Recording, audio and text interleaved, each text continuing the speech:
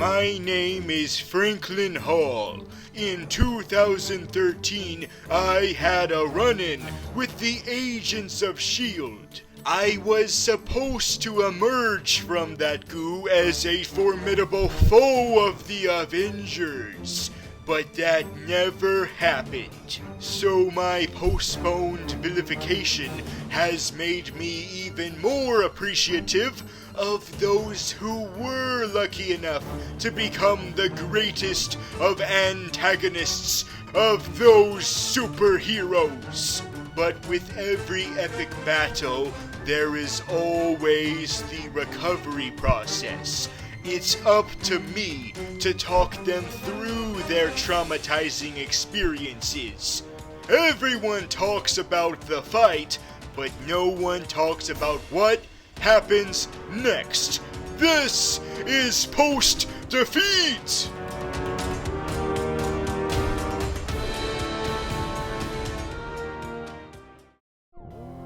Space, the penultimate frontier. Surely, with how vast and infinite space seems to be, there must be other terrestrials lurking around in the cosmos. And of course, that question was answered a long-ass time ago, because most of my interviews have been with aliens. Just because we now know that there's life on other planets doesn't mean we should stop there. We should know as much as possible. We can't just stop at the first fucking alien and be like, okay, we're done, we got it, alright, let's stop searching. No! We need to explore all that the cosmos universe has to offer. This is why I have decided to put together a crew to explore those other secrets. But this needed to be a diverse crew that represented all corners of the galaxy, and some other ones. Though it wasn't until hindsight where I realized this was sort of a sausage fest. I kinda dropped the ball on that one. Or should I say, balls? But seriously though, I fucked up. So the roster we were stuck with included me, Captain Franklin T. Hall, representative of Earth, aka Terra, Commander Tanelier Tiven, representative of Nowhere. And I'm not saying that to be a dick, that's literally what I mean. The head of a decapitated Celestial. Uh-oh, Celestial. Commander Dark Overlord of the Universe, representative of wherever the fuck Dark Lords of the Universe come from. Dr. Goldar, representative of the M51 Galaxy. Nurse Krang, representative of Dimension X. And finally, Red Shirt Disco Duck, representative of Duck World. Our mission was simple: explore undiscovered alien supervillains that none of us had prior knowledge to, and have a universal understanding of all supervillains and our hatred of all the superheroes. And we got ourselves a really nice deal on a ship. Not before customizing it, of course. Oh, now it's hot and sexy, and it's Canadian.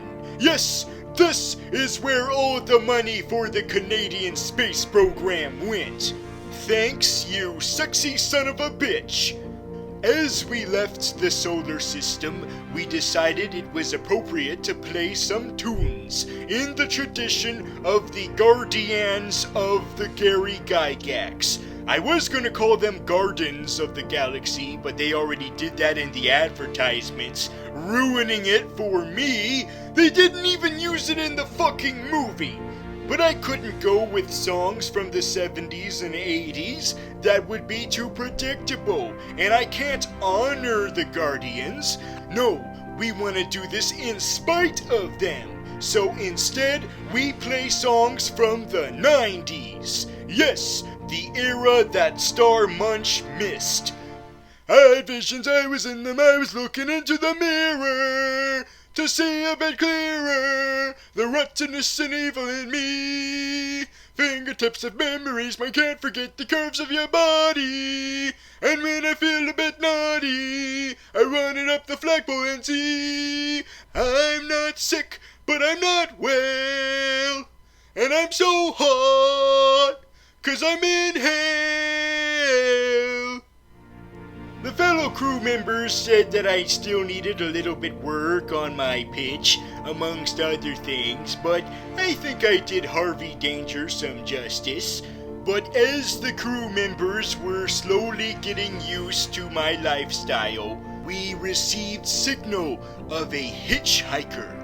At first we were apprehensive, not being sure if this was a threat or some kind of intentional interruption of our quest, but then that's when we realized that she was a fellow supervillain, but not without controversy.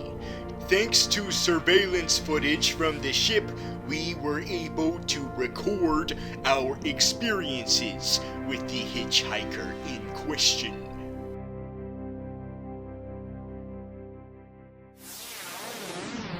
I come in peace, O weary traveler. I mean no harm to your people.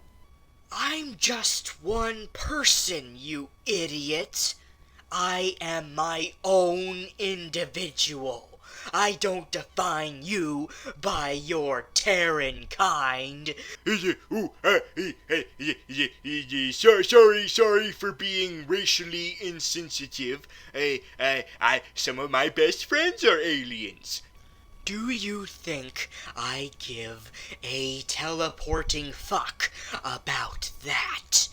Hey, I am on a quest for peace, overall understanding amongst all supervillains across the galaxy. Oh, you're one of those self-righteous pricks, aren't you? I'm not self-righteous. Yes, you are. You think that what you're doing is so great, caring for other people different than you. You think you deserve a medal. Well, guess what? What you're doing is more culturally insensitive than doing nothing at all, because you're putting yourself on a pedestal. What you really should do is not give a rat's ass about anybody. I cannot believe what I'm hearing. Did you hear that, Commander Taven? Oh, I'm sorry, Captain Graviton. I'm a little busy at the moment, talking to my brother. You have a brother? Of course he has a brother. And his brother is about to become way more famous and relevant than the Collector will ever dream. Oh, sticks and stones, Nebula. Sticks and stones. Nebula? Oh, you're one of those Guardians. I used to be, but I'm not anymore. Right, because you remembered that you are their arch nemesis. Not anymore. What? Oh no! Oh, you've gone soft. I'm still a villain, you dumbass. I'm just not a villain of the Guardians anymore. Oh, I see. You're moving on up in the world. Moving on up, moving on up, moving on up, moving on up. I thought when I left the Guardians, I would no longer have to deal with stupid music from the past. Well, you don't have to deal with pre-recorded music, because all of the music on this ship is live from my voice box. That's even worse when it's not even from a professional singer. So if you're no longer a villain of the Guardians, then who have you elevated to? I am a villain of Thanos. Now why would you kill Thanos? He's one of the greatest, most legendary villains of all time. Do you know what kind of body parts I would give to actually get the chance to one day interview with the legendary Mad Titan himself? Is it the thing that the Guardians keep talking about? Because of their ADD? If you mean penis, no, because I no longer have one. But I would donate everything else because he is a very prominent, dignified figure in villain history. And it is blasphemy for you to want to kill him. What makes you think I want to do it for the good of the universe? What makes you think I don't want to do it to take his place?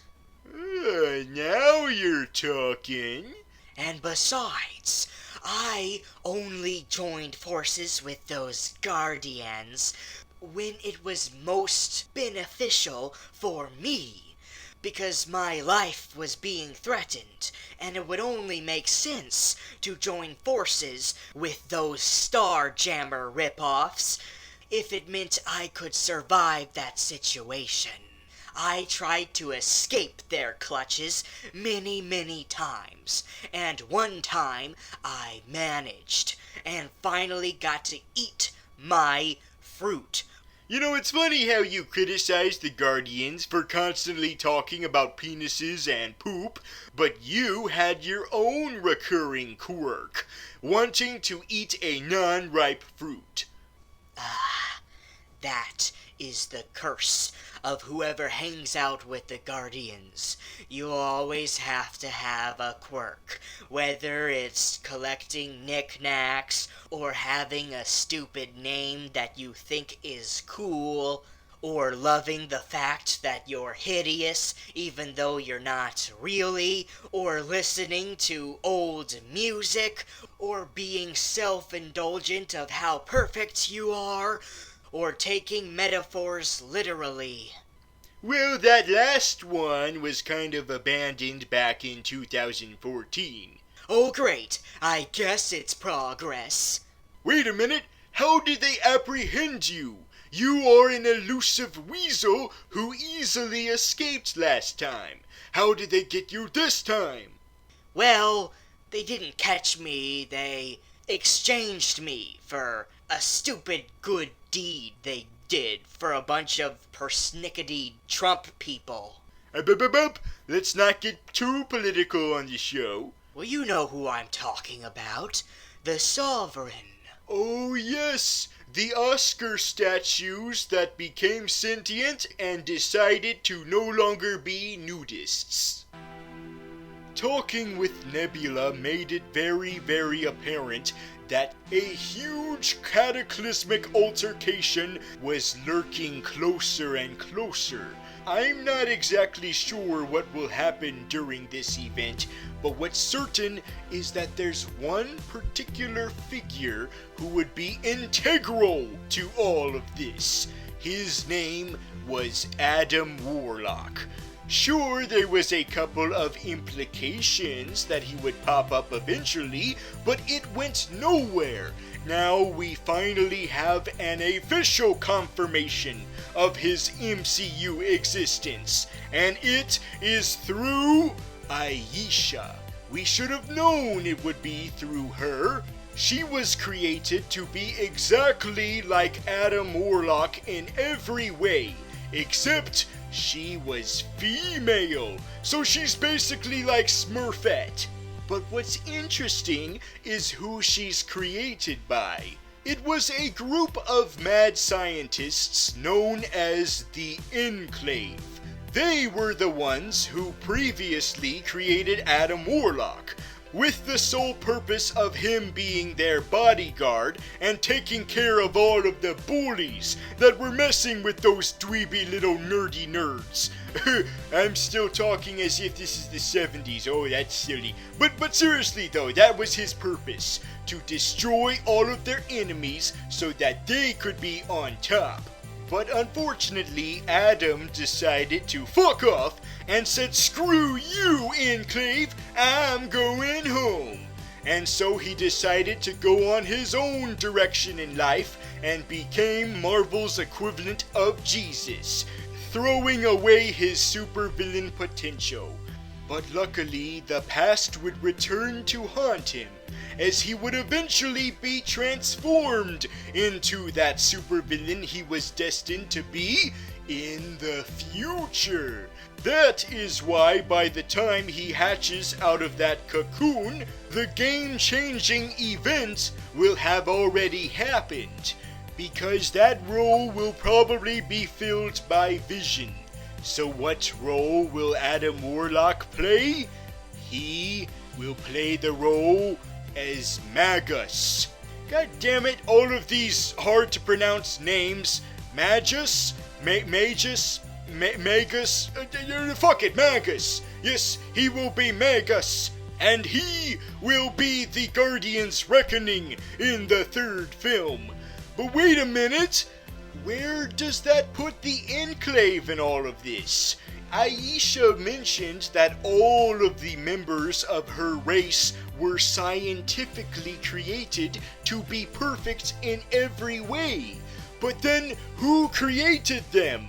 Previous members of the sovereign race? But then who created them? How far does this go? Maybe it goes all the way back far enough to the Enclave. But does this mean that this version of the Enclave are not humans? Maybe they're already these superpowered beings, like they eventually were on Universe 616. Or maybe the team is being saved for the Inhumans. Da-da-da-da. Da-da-da-da. Da-da-da-da. Da-da-da-da. Da-da-da-da. They're grounded and surrounded, and just plain look dumbfounded. The Inhumans family! Hey, Captain. Yes, Dr. Goldar? Those Sovereign dudes, they kinda had a nice thing going on, didn't they? With their arcade, you know, harkening back to the 80s, when arcades were still a thing. Yeah, I think those are still around on Earth. You just have to look really hard and low for them. But then again, that used to be the way of the Blockbuster, but then... Right. So, I guess the only way to get a true experience of good old-fashioned arcades is to, maybe get on the Sovereign's good side. Aw, do you wanna play some games? Here's some tokens. Go nuts! Yes! So, if you managed to escape the Guardians, then why did you come back? To exact my revenge on my sister. What did she do to you? It's not what she did to me. It's what my father did to me because I wasn't her. Oh, playing favorites, abusing one child while spoiling the other? Wow, that's really realistic.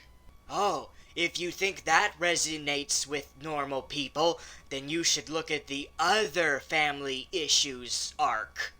There's more than one? Hell yeah, but I don't give a fox's ass about that arc.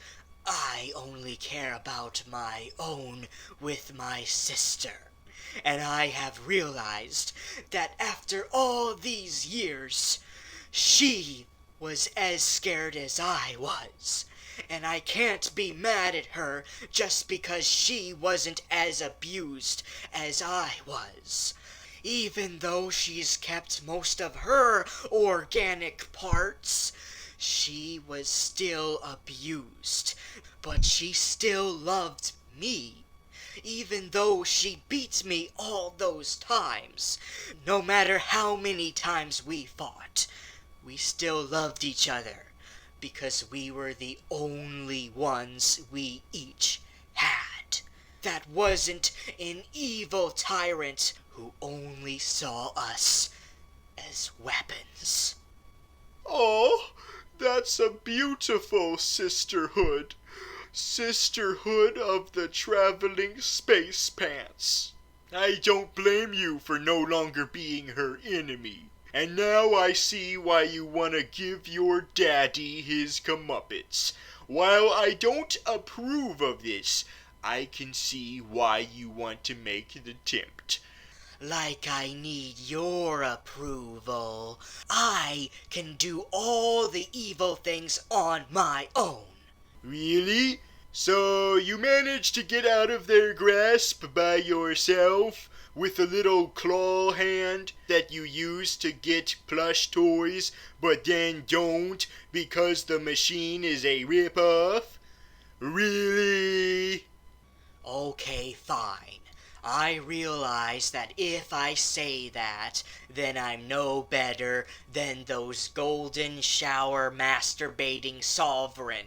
Maybe I had help. A little bit of help, okay? It doesn't matter, because they're all dead.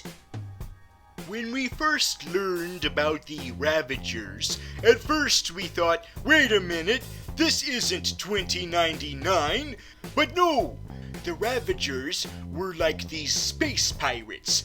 But even pirates have a code, and so did the Ravagers. They did some shitty asshole stuff, but not without honoring an agreement amongst themselves.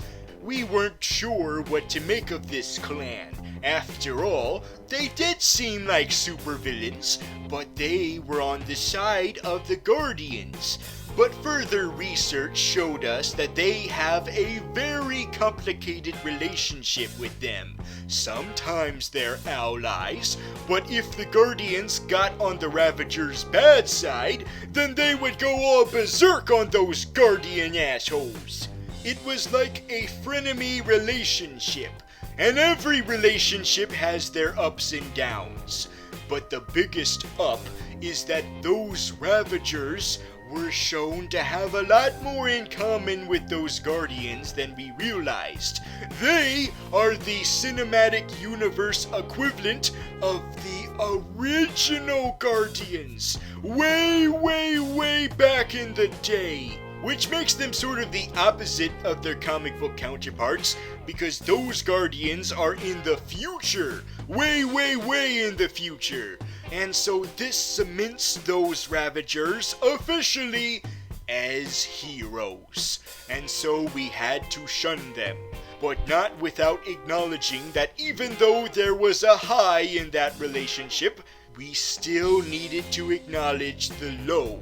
And that low was right before that revelation, when half of Yondu's faction of Ravagers overthrew him. These were the non-conformant members of the Ravagers, who were daring enough to go up against the authority of Mary Poppins. They spat in the face of the idea of being associated with the original Guardians. No, instead they would be the arch nemeses, such as Brawl. Is that how you pronounce it? Brawl or Brawl? I'm not sure if the H is pronounced, but anyway, he was one of the villains of the original Guardians, and as you can see, he had some cosmetic work done. I think it was botched, unfortunately, but at least he was a good sport about it, until he was impaled by Mary Poppins. Now that I think of it, there was a horrible slaughter, wasn't it? All of those brave crusaders paid the price they knew that they would pay if they messed with Mary Poppins. A spoonful of arrows make the Ravagers go dead. But there was one survivor, the man who started the revolution in the first place. Don't taserface me, bro. But his impending doom was coming also, so he needed to make his final moments of life count by screwing Mary Poppins in the ass posthumously, forever scarring the good Ravagers, reminding them that the classic roster of Guardians will never be truly complete if it doesn't have the most visually distinguished member, the blue fin guy. I mean, sure, Mary Poppins' death wasn't all because of "Don't taser face me, bro," but he did have a little bit of involvement, and that was enough to make his name forever remembered. So people can make fun of it. Come on a little bit closer, taser face me, bro. Don't explode. Oh, wait a minute, you did. Explode a little bit closer, taser face me, bro. No, wait, don't. I will get hurt by the fire. Look, I'm very busy, and I'm gonna need a ride from one of you guys. Oh, I thought you could do anything by yourself. You don't need no Ravagers. You don't need no golden people. I never said I was perfect. Do you think I even like myself being like this?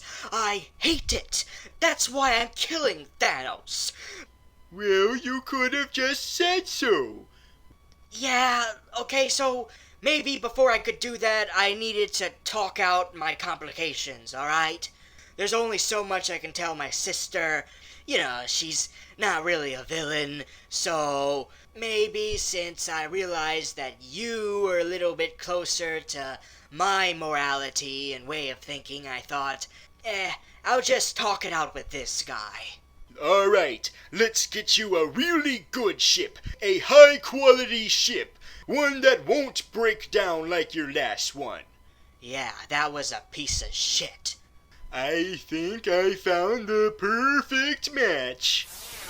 Wow, you actually managed to not choose a piece of shit. In fact, it feels like I should have been piloting this ship the whole time. Screw those other ships. Wait a minute. Before you take off to warp speed and turn into a cartoon character, I need to ask you something. What? You said that your family connection was only one of two connections. What was the other connection? My crew needs to further research full supervillain connectivity. Oh, I could tell you, but you guys are on an exploration, right? So why don't you look for it on your own? But I don't know where to begin. You know, you're not that big of an idiot like I thought you were. So, instead of just giving you one frustratingly vague clue, I'm gonna give you two. Clue number 1.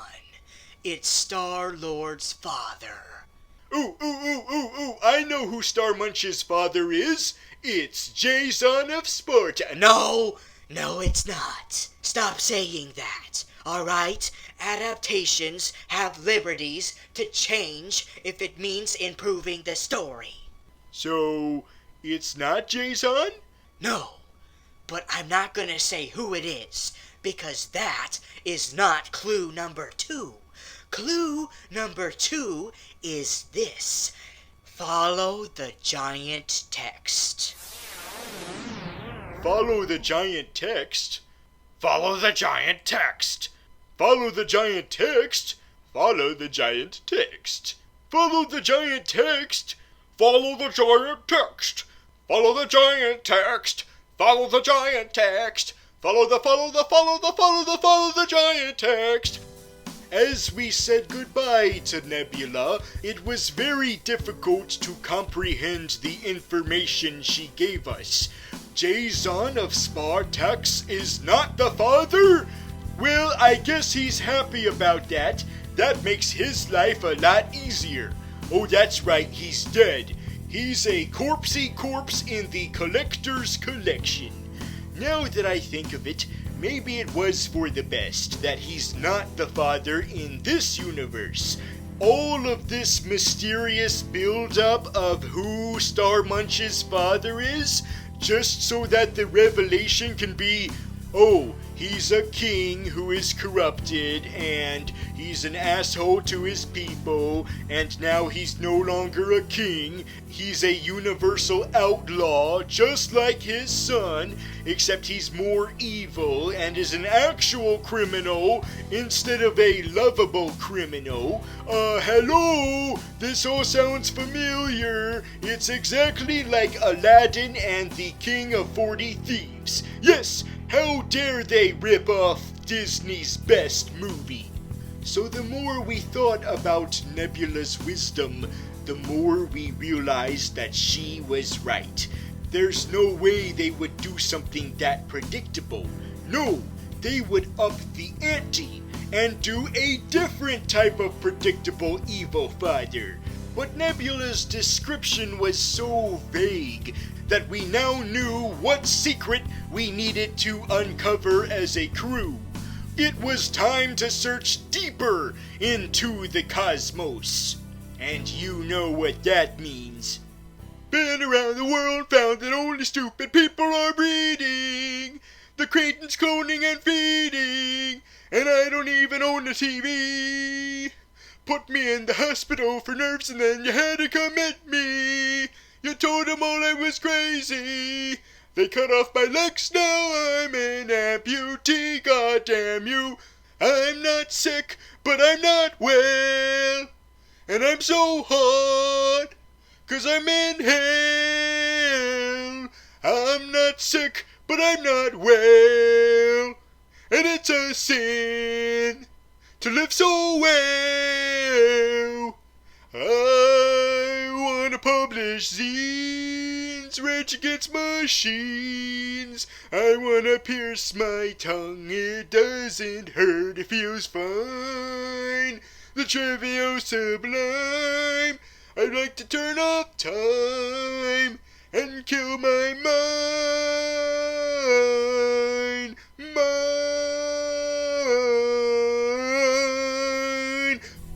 And so after 12 more recitals of that same song, Flagpole Sitta, we finally got to the location.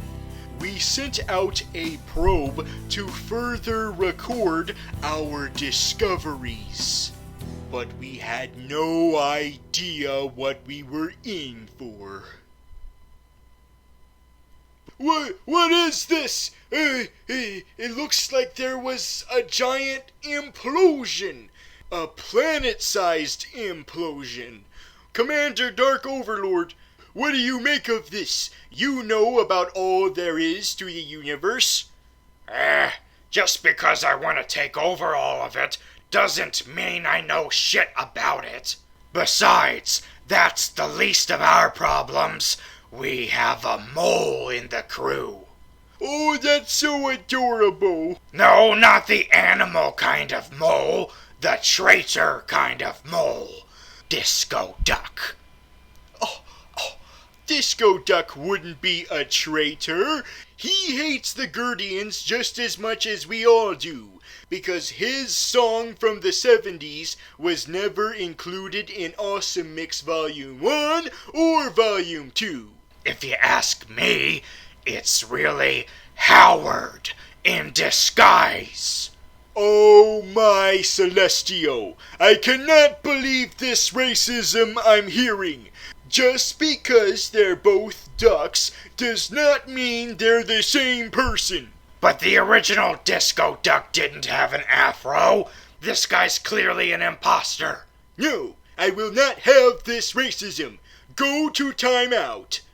You mean the brink? Yeah, the brink. And think about what you've done. Bad scorpion monster. Bad. I hate you. I know you don't mean that. Tough love. It's so difficult sometimes. Just because of that, I'm not even gonna tell you that our radars have picked up a life form. Wait a minute. They picked up a life form? Bring the ship closer to it. Aye, Captain.